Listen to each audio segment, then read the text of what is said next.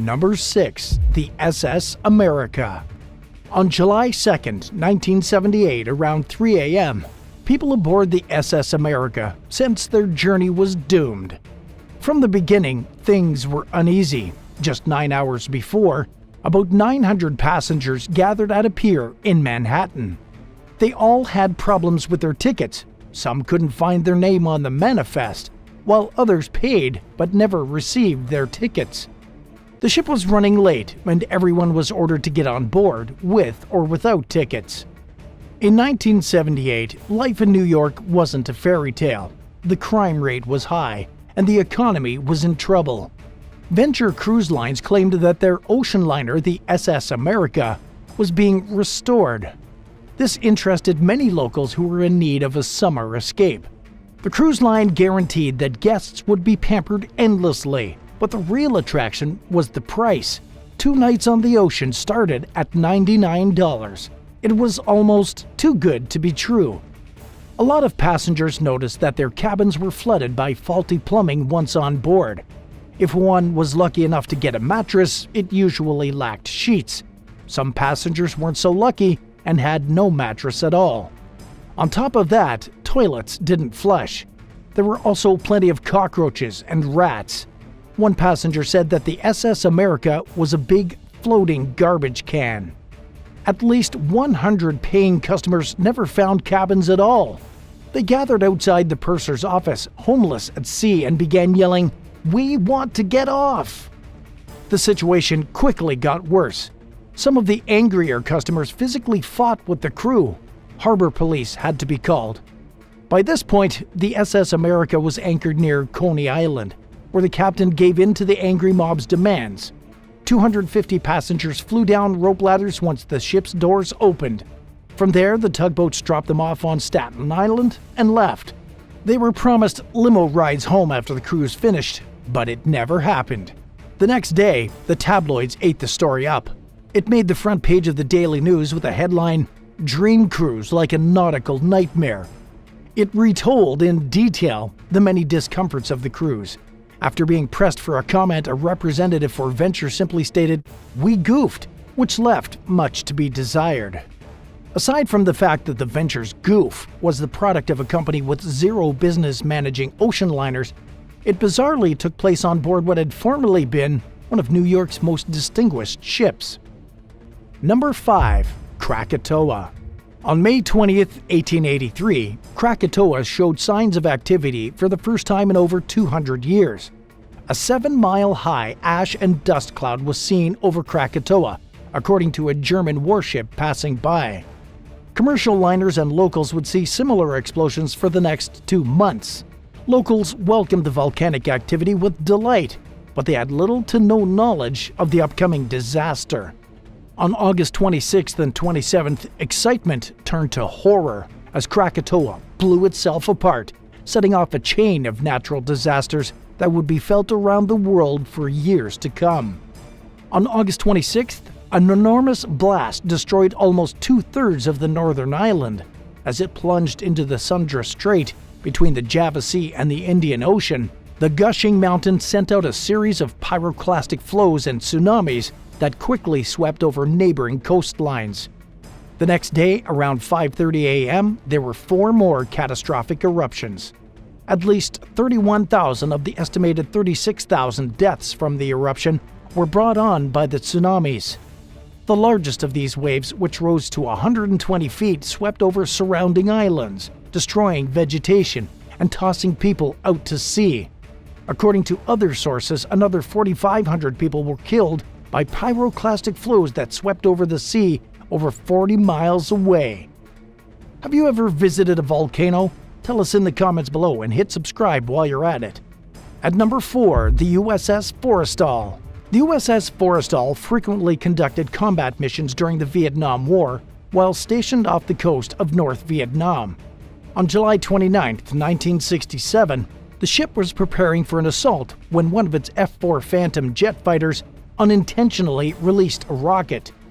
An A-4 Skyhawk jet was struck by the missile as it sped over the deck. The future Arizona Senator John McCain was inside the Skyhawk as he was waiting for takeoff.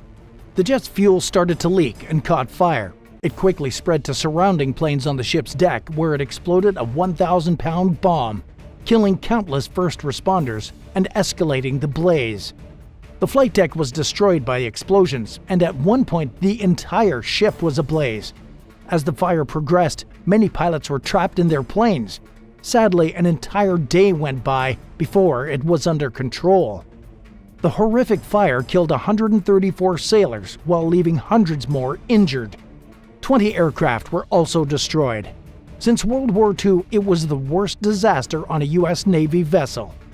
Before the Forrestal returned to Virginia, temporary repairs were done to the ship. The following April, it was repaired and put back into use. After narrowly escaping the fire, John McCain offered to serve on the USS Oriskany. 3 months later, over North Vietnam, his jet was shot down and he was taken prisoner. He was held as a POW for 5.5 years and was finally sent back home in 1973. Number 3. The Estonia. On September 28, 1994, the Estonia, a sizable car and passenger ferry, sank in the Baltic Sea, causing one of the biggest maritime catastrophes of the century with 852 deaths. The German-built ship sank off the coast of Finland during an overnight trip from Tallinn, Estonia to Stockholm, Sweden. Sweden's citizens often traveled to Estonia, a former Soviet republic that achieved its freedom in 1991. The ship was a ro-ro, or round-trip ferry that had a buffet, live music, dancing, and alcohol. Passengers could also drive their cars onto one end of the ship and off the other. The Estonia sank after hitting bad weather, with waves reaching up to 15 to 20 feet. Many people were trapped on the boat, and even those who made it to lifeboats eventually died from hypothermia or drowning. The majority of the 137 survivors were rescued by helicopters.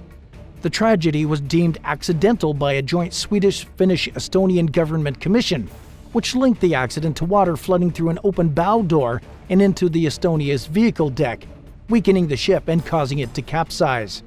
There were many others, including family and friends, who weren't convinced that it was merely bad weather. They believed it was because of a hole in the boat, perhaps caused by a collision or explosion. At number 2, the Pemin Mutiny. The Pemin Mutiny, which started out as a disagreement over food, ended up being a key moment in the 1905 Russian Revolution. When 700 crew members from the Potemkin battleship were handed rations of borscht cooked from maggot-infested beef, a riot broke out. The sailors resisted when they were told to eat the poison stew or risk a penalty. Afancy Matyashenko, a revolutionary mariner, was the head of the crew, who engaged Potemkin and the torpedo boat Ismail in a brutal gunfight, causing the deaths of over half the ship's officers.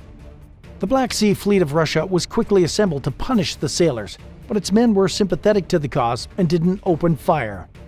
Before ultimately turning over the battleship in Romania, Matyashenko and his men sailed for 11 days. Several crew members, notably Matyashenko, eventually returned to Russia, only to be detained and sentenced to death. The majority of the crew members continued to live in exile. The Potemkin Mutiny had a big impact on the 1917 revolution that formed the foundation of the Soviet Union and was memorialized in the 1925 silent movie Battleship Potemkin. And at number 1, the Morrow Castle disaster. In August of 1930, the SS Morrow Castle set sail for the first time, starting a 4-year career as a passenger ship between New York and Havana. The 508-foot-long ocean liner was named after the castle overlooking Havana Bay. It gave 489 paying passengers the chance to escape Prohibition and the Depression and live in a never-ending alcohol-fueled party at sea. The Castle Morrow set out from Havana on September 5, 1934 to New York. The ship met strong gusts and received warnings of an approaching storm as it sailed north. On the night of September 7th, Captain Robert Wilmot reported stomach discomfort after dinner. He was later found dead in his room from what seemed to be a heart attack. Despite the captain's death, the Castle Morrow continued to steam through the high seas when Chief Officer William Worms took over. On September 8th at 2:50 in the morning, a fire started in a storage locker on B deck. The crew's efforts to put out the blaze and send out an SOS were hampered by the high winds, which spread the flames through the elaborate wood interior. Many of the crew members left the ship when it was evident the fire could not be put out. They left the unskilled and terrified passengers to fight for themselves. Without any guidance, passengers stumbled through the darkness and heavy smoke. Many jumped into the ocean to escape the flames since they couldn't find a lifeboat. Because they had not been told to hang on to their life jackets after leaping, several of them fractured their necks or were knocked unconscious as they hit the water. The SOS was not quickly answered by rescue ships. They had trouble navigating the rough seas to find survivors. The Jersey shore quickly filled with people after the news of the disaster spread. They were there to help the survivors and victims in the lifeboats. The next morning, a few hundred feet from the Convention Hall Pier in Asbury Park, New Jersey, the empty, flaming ship ran aground. 86 passengers and 49 staff members were killed out of the 549 people on board. Officials soon started their investigation into the fire and how it started, along with why the crew failed to put it out. Meanwhile, the wreck became a popular tourist attraction and was decked out with postcards and stamped pennies. Almost every surface was either veneered wood or paint. The fire doors were useless. The water system lacked enough pressure to run more than a few hydrants at once. The fire alarms could not be heard. Not surprisingly, the crew's response to the incident was disorganized and not very competent. Captain Warm's hasty choice to continue on, knowing there was a storm ahead, was also judged. Only 6 of the 12 lifeboats were lowered because passengers had not been educated on emergency procedures. On top of that, the fact that there was a mystery still remained. How did the fire start, and how did the captain even die? Investigators saw that the crew was unhappy with their working conditions and that the captain was paranoid about mutineers and traitors. George W. Rogers, the head radio engineer, was in the limelight following the catastrophe. He was dubbed a hero for being one of the only crew members that stayed on the ship to help in the rescue effort. He has presented his narrative in several interviews and even performed it on Broadway. His co-workers always thought he was peculiar and unpleasant, and it was later revealed that he had a shady past.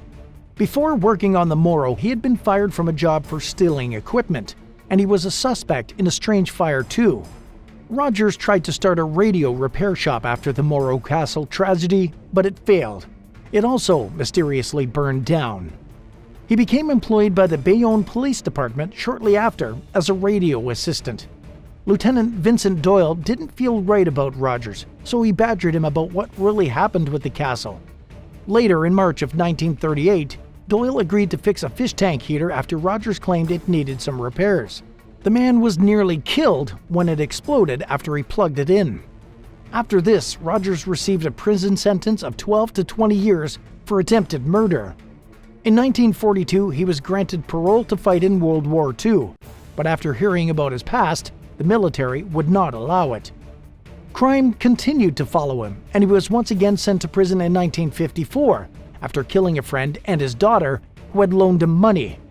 His sentence was short-lived since he died 4 years later. There was never enough proof to link the accused arsonist and convicted killer to the Morrow Castle accident, but many have their beliefs. Some suspect the captain was poisoned by Rogers before setting the ship on fire.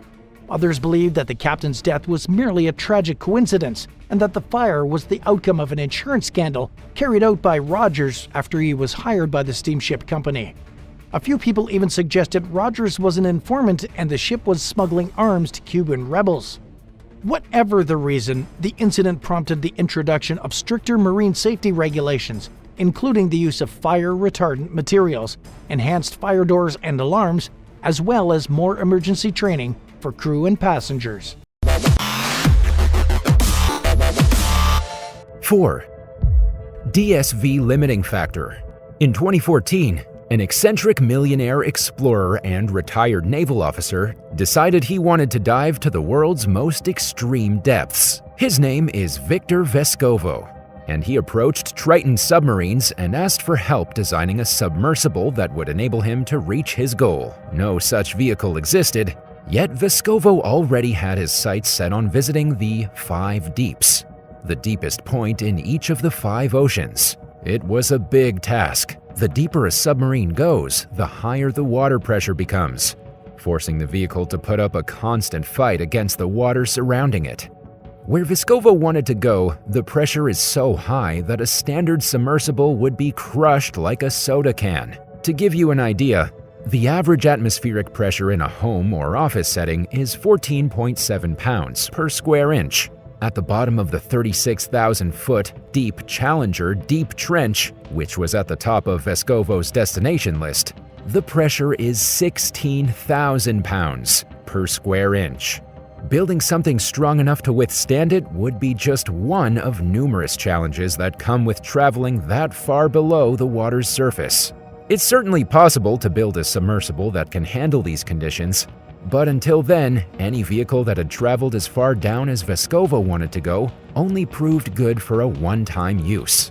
The objective in this case was to design a submersible that could be used more than once, and which was capable of withstanding the conditions of the extreme deep repeatedly. Despite the challenges they faced, the experts at Triton Submarines agreed to design a vehicle that would hopefully fulfill Vescovo's vision. One of the first things they did was test the steel they planned to use to make sure it could withstand the pressures it would encounter tens of thousands of feet down.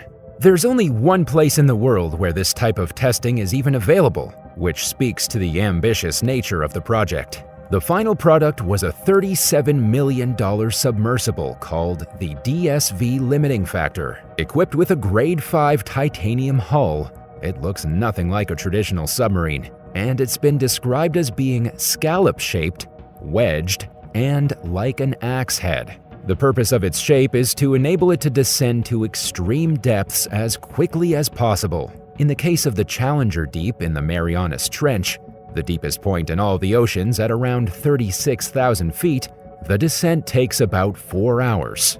The limiting factor can fit 2 people, but the amount of space in the cabin could perhaps be best described as a claustrophobic's worst nightmare. Each seat has a window for viewing, and there's a window on the floor as well.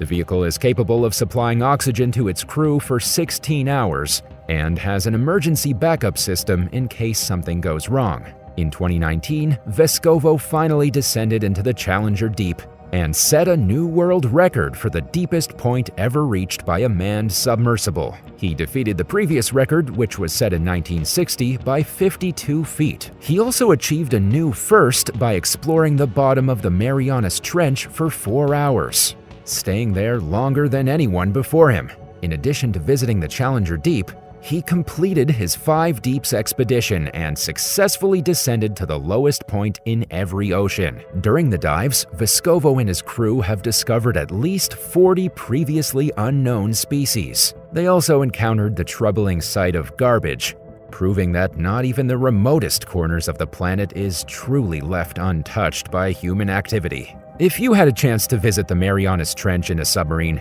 would you do it? Tell us in the comments and hit subscribe while you're at it. 3. The U.S. Navy's new submarines. In early 2021, the U.S. Navy launched its most advanced fast attack submarine yet, the Virginia-class USS Montana.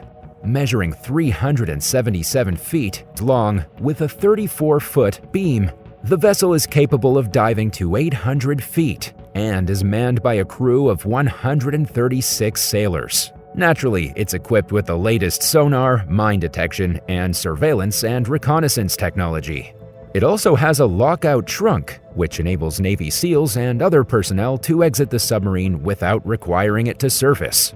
The Montana itself is less detectable than the Navy's previous submarines, and it's capable of attacking targets both in the water and on shore with its missiles. At the ship's christening in late 2020, former Navy Undersecretary Gregory J. Slavonik described the Montana as elevating the American military's anti-submarine and anti-ship power. It's equipped with a fly-by-wire system that can automatically set the vessel's speed and depth while accounting for its surroundings. This frees up captains from certain tasks so they can devote more of their attention to other things. In other words, these AI capabilities reduce the number of tasks that require human operation. The Montana's operational system can even provide the crew with incoming threat scenario data and recommend responses based on past actions. Understandably, there are limits on the amount of information the military is willing to share with the public about what its technology is capable of.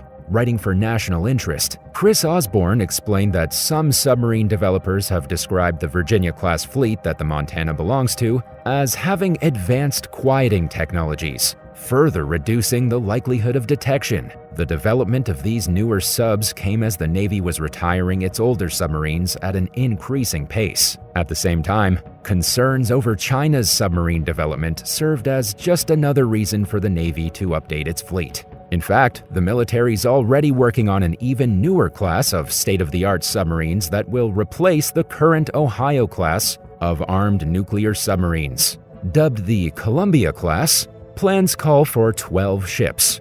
Construction on the first Columbia-class vessel, the USS District of Columbia, began in late 2020, but the Navy doesn't expect it to enter service until 2031. At 560 feet long, the Columbia-class subs will be the same length as the Ohio-class submarines, and they'll be slightly wider with a 43-foot diameter. With an estimated price tag of $6.1 billion just to design and build the District of Columbia submarine alone, the military plans to use technology from the Ohio and Virginia-class fleets when and where possible. Ideally, it'll have a service life of 42 years. Its nuclear fuel core should last about that long, and like any attack submarine, it'll be fitted with missile tubes galore and capable of firing highly deadly weapons that hopefully never get used. 2. Unmanned submarine hunter. As submarines continue to get quieter and less detectable, enabling them to come closer to the shore than ever before without being noticed, it's become a top priority among some countries to counter this technology. In the US, Defense Advanced Research Projects Agency, or DARPA, launched the Anti-Submarine Warfare Continuous Trail Unmanned Vessel (ACTUV) program. Its vision is to develop an autonomous aquatic drone, known as the Sea Hunter, that can traverse thousands of miles of open ocean for months at a time, without a single crew member aboard. Ideally, the Sea Hunter will search for enemy submarines using sonar, radar, and other systems, while navigating through narrow channels and shipping traffic unnoticed. It will also be equipped with state-of-the-art technology when it comes to capturing images and videos of its surroundings. Open water testing of the project began in 2016. 2 years later, DARPA announced the program's successful completion and handed the vehicle over to the Office of Naval Research for further development. The 132-foot-long, 40-meter Sea Hunter has met or exceeded all of its testing expectations so far. It's checked all the necessary boxes for speed, maneuverability, stability, acceleration and deceleration, fuel consumption, and mechanical reliability while out at sea. A lot more testing is required to make sure that its sensors are in good working order, that it meets maritime compliance standards, and that it's truly appropriate for the types of mission the U.S. Navy wants to carry out and be prepared for in the future.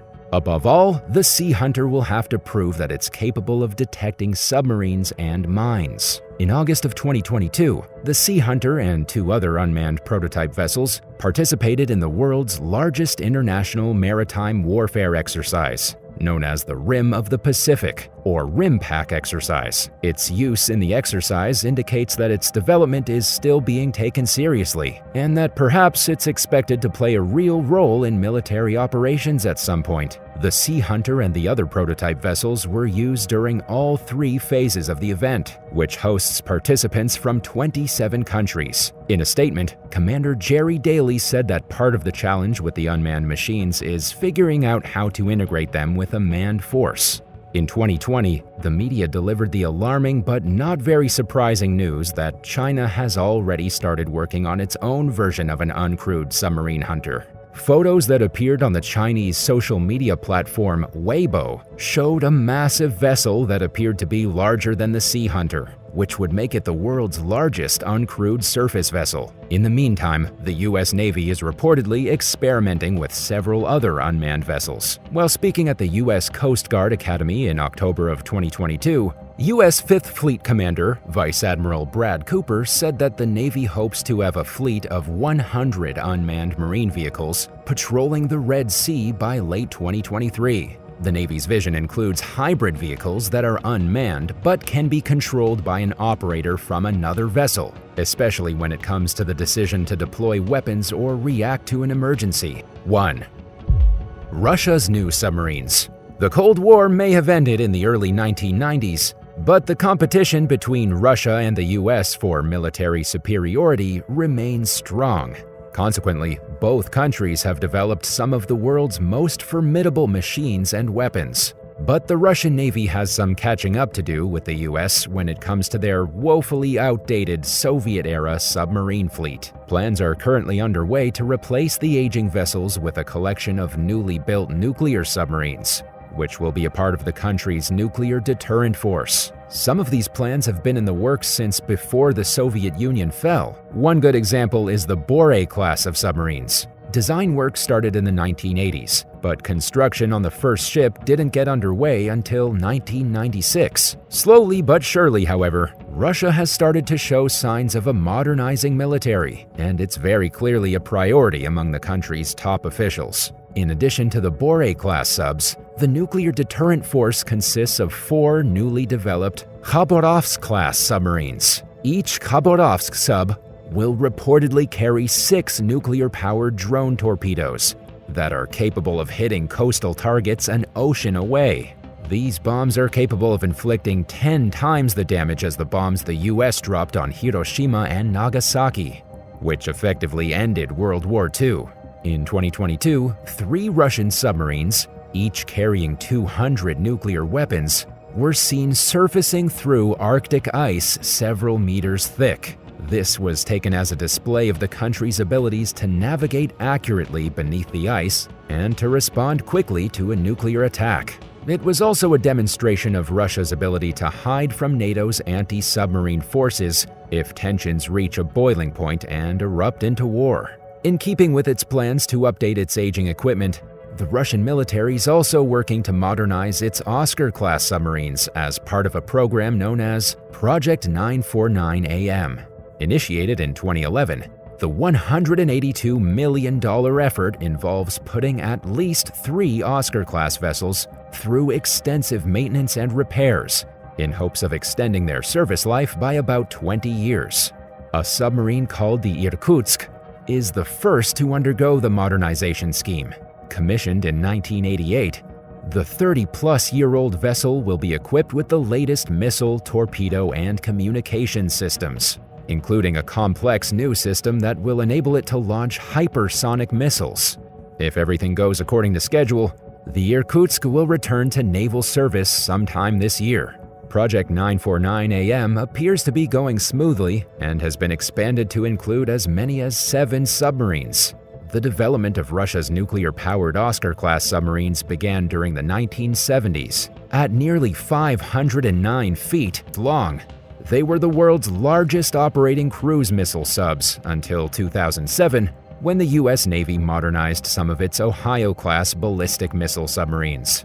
The only other 2 larger classes of submarines that currently exist are the Soviet Typhoon class and Russian Bore class vessels. Oscar-class submarines were designed to attack NATO naval fleets and served in both the Northern and Pacific fleets as replacements for older vessels. Even as the Soviet Union faced mounting financial problems in the years leading up to its collapse, developing nuclear submarine technology remained a top priority, which is good news for Russia, but not exactly great news for countries who are at odds with Russia. Number 8. The El Dorado of the Seas. The Merchant Royal was a vessel built in London, England during 1627. She set sail for the Spanish colonies in the West Indies and the port of San Domingo under an English merchant company and her captain, John Limbury. After carrying out business, she set sail for home in 1637 by way of Cadiz, Spain, where she docked for 3 years until 1640. The Merchant Royal docked in Spain for so long because she was leaking and needed extensive repairs. But her captain and crew saw a golden opportunity the next year after another ship that had been tasked to move a large number of silver coins, metal ingots, and gold set on fire. The cargo was worth fortunes and was designed to fund 30,000 Spanish soldiers stationed in Flanders. Captain Limbury agreed to take the transport instead, since it was on the Merchant Royal's way back to London. They'd deliver the gold to Antwerp in the Netherlands. In August of 1641, the Royal set sail alongside her sister ship, the Dover Merchant. But the leaky hull struck again, this time leading to the ship and its cargo sinking to the bottom of the sea. The value of the materials on board was so massive that it was equal to 1/3 of the country's wealth. This news was featured in national papers, and the famous English diarist Samuel Pepys even wrote about it in his journal.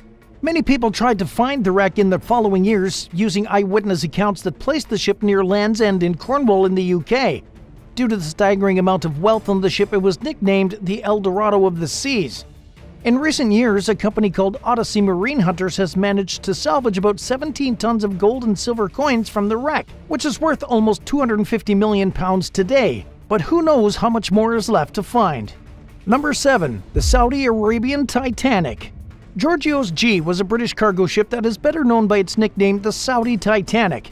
It first set sail in 1958 as a joint venture between some shipping companies. In 1978, Georgios G was operated by a Greek company shipping flour. During this journey, the ship was moored on a coral reef in one of the narrow straits off Saudi Arabia. The Greek company soon realized the repairs would be far too expensive. As a result, they sold the ship to a Saudi businessman called Amr Muhammad al-Sanusi, who salvaged the flour on board. After he had sold it, Amr then offered the ship to a Jordanian businessman, who sent a team out to inspect the vessel. While engineers carried out an inspection for the new owner, they tried to restart the ship's engine, causing an ignition spark from the attempts to set her ablaze. The fire raged for days, burning everything until all that was left was an iron husk. To this day, the Saudi Titanic still remains rusting away on the coral reef she got stranded on. Number 6. The HMS Association.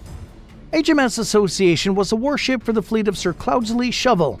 He was a remarkable man, first starting out as a lowly cabin boy, but making his way through the ranks to Admiral of the Fleet by 1705. In 1707, Shovel's fleet, including the HMS Association, which was commanded by Captain Edward Lodes, were on their way back to England. On the night of October 22nd, the fleet thought they had reached the English Channel, but they were just sailing past the Isles of Sicily off the coast of Cornwall. HMS Association then struck a rock known as Outer Gilstone and went down in minutes. No one survived. 3 other ships followed her to their demise: the Eagle, Firebrand, and the Romney.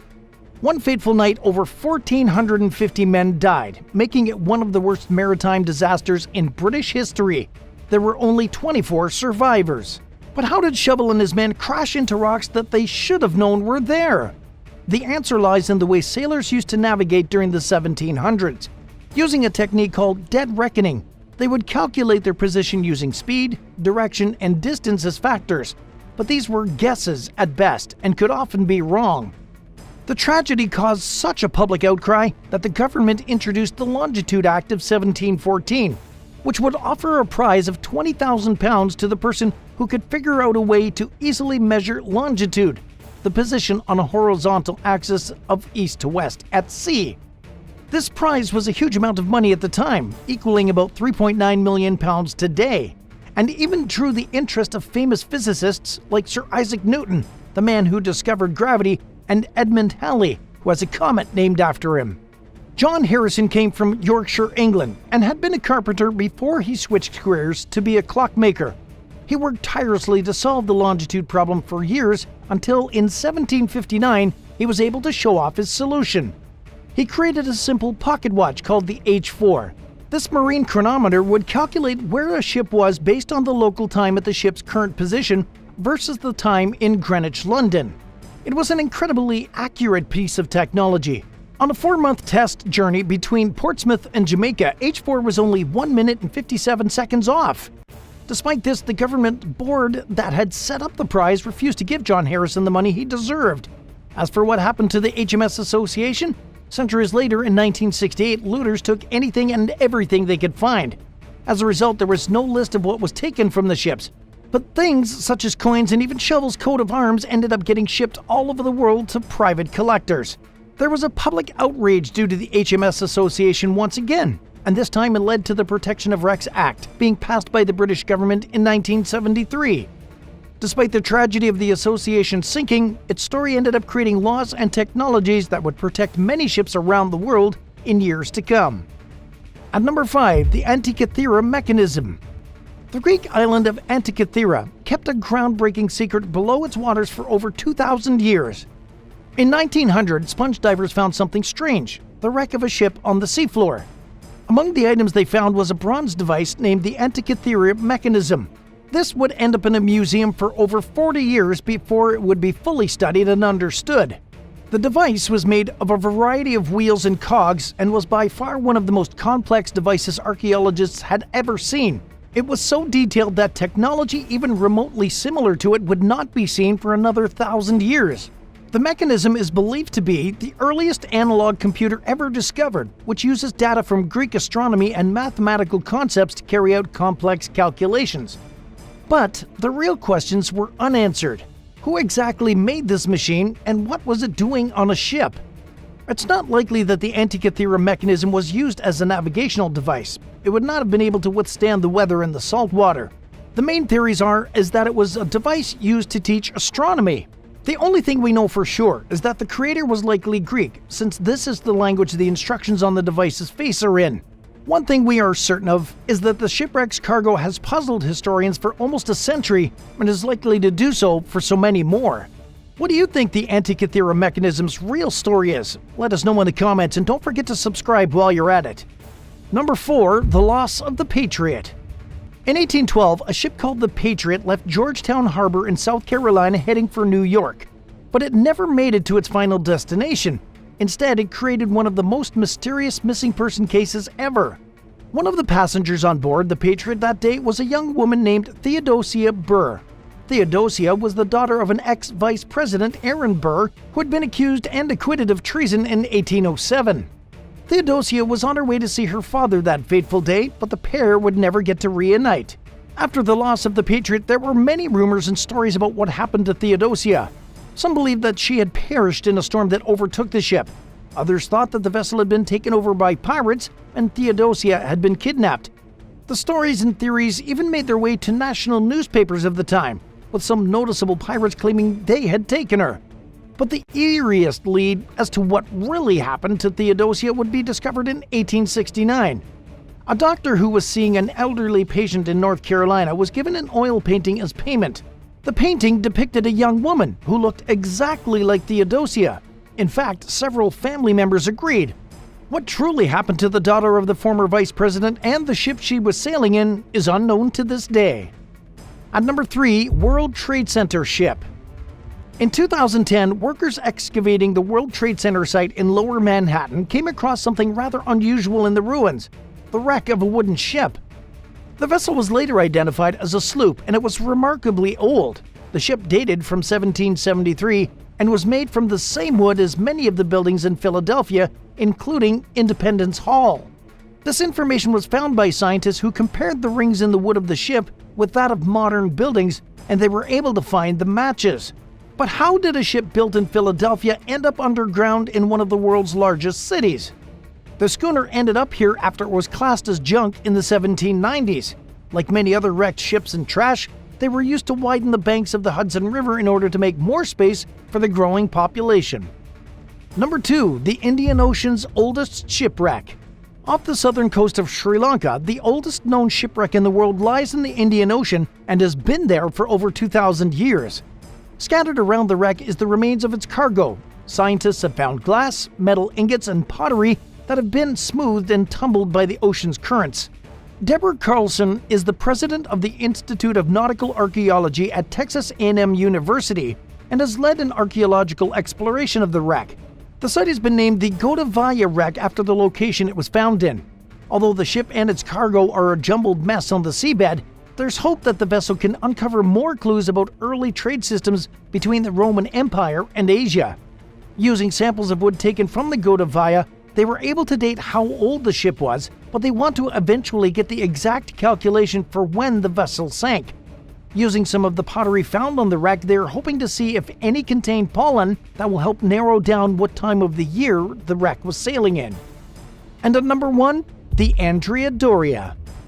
The liner was built after the Second World War and was the very picture of 1950s prosperity and recovery. Not only was she decked out in the finest interior design fashions of the time, but she also had 3 separate swimming pools for 3 different classes of passengers on board, the first ship to ever do so. But on a foggy night in July of 1956, tragedy struck when the Andrea Dor collided with another ship named Stockholm, just off the coast of Massachusetts. Stockholm ripped through the hull of the liner and she began to sink. 46 people were lost, but they would not be the only ones this shipwreck would claim. Due to the richness of the ship's interior and the tricky spot where it rests on the seafloor 45 miles away from Nantucket Island, it has become a way for divers to prove themselves and their skills, a challenge for some that would prove deadly. Over the years, the sinking of the Andrea Dor, at least 16 people have died as a result of diving near the wreck.